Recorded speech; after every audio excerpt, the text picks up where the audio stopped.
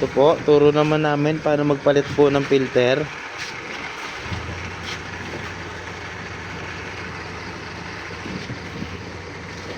Yung filter po may specification po siya. May 20 micron tsaka 10 pa. Ano yan? 20 Kulay green, tsaka kulay blue. 10. Dito po siya makikita sa baba. 20 po, yun po yung una niyang dadaanan. Tapos mas pino po, number 10, yun yung pangalawa. Sa pagpalit po, papatay lang po itong bulb na to.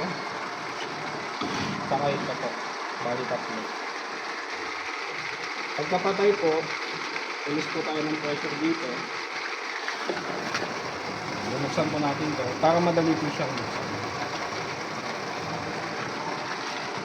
Tapos gamit po tayo ng spade. Kapag load po, nakalat lang natin dito sa load. Tapos tape lang po pa kanila. Same lang po siya sa kabila. Pagka naluwagan na po, lalay sa ilalim, tape pa kanila.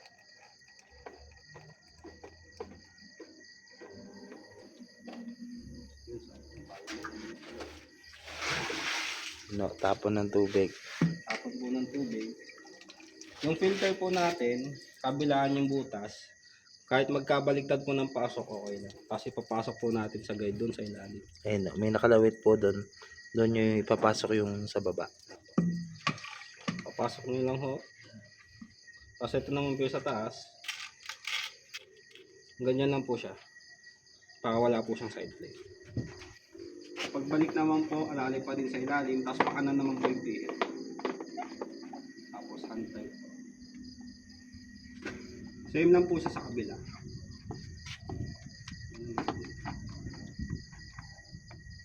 Tanggal po ng tubig.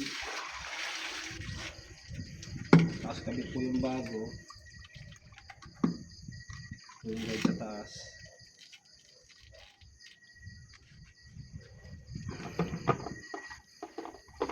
Pakanan naman po. Ano naman po yung pagbalik. Tapos hand tight po. Sa paghigpit po, saktong higpit lang po. Di lang po kailangan ng sobrang higpit.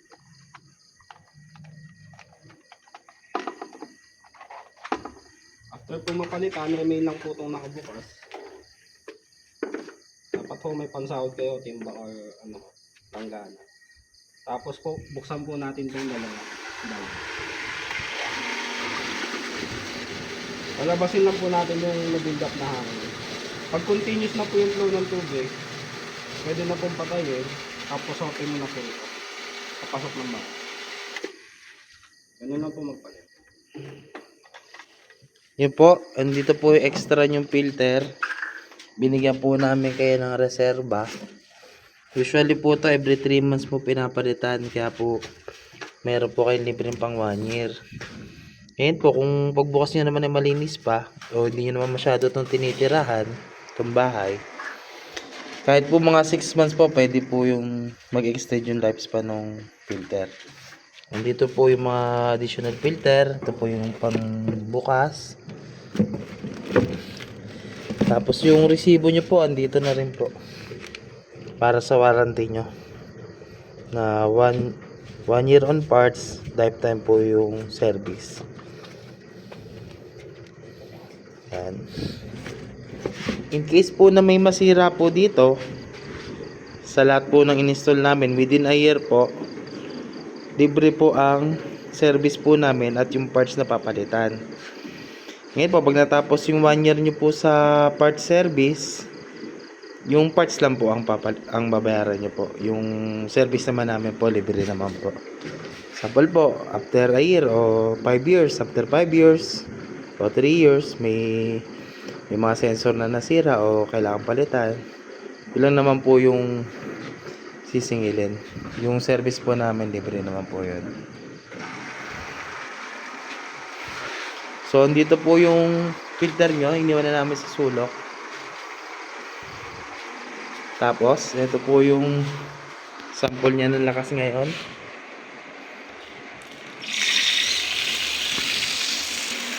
Yan po yung sample ng lakas ng tubig. Yan. Ang lakas na po niyan sa taas. Sigurado na po na di kayo mabibitin sa pressure.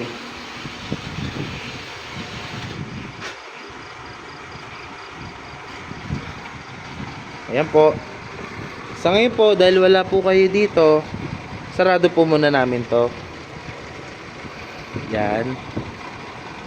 Tapos papatayin po muna namin tong breaker. Tapos ito po yung papuntang bahay, sarado po muna namin. Ngayon po, pagdating nyo po, kung sa Thursday kayo uwi, angat nyo lang po tong breaker. Tapos buksan nyo po tong papasok ng bahay. Yan po. Yan lang naman po ang papatayin nyo kung sakaling matagal kayong wala po dito sa bahay, para po safe po siya. Yan po, patayin po muna namin. Pagbalik nyo na lang po dito, tsaka nyo na lang po open. Yan, inaangat lang naman po to, sinusungkit. Yan. Naka-sealed po kasi to eh. Yan. Tapos angat nyo po to, tapos open nyo po ito. Pag open po, i-inlay nyo lang po ng paganon.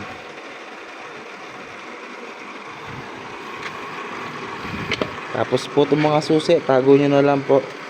Nilalagyan po talaga namin ng susian, mga gripo. Yan po. Para in case po na tulad ngayon, walang tao sa bahay, eh walang makakaigib sa inyo ng tubig.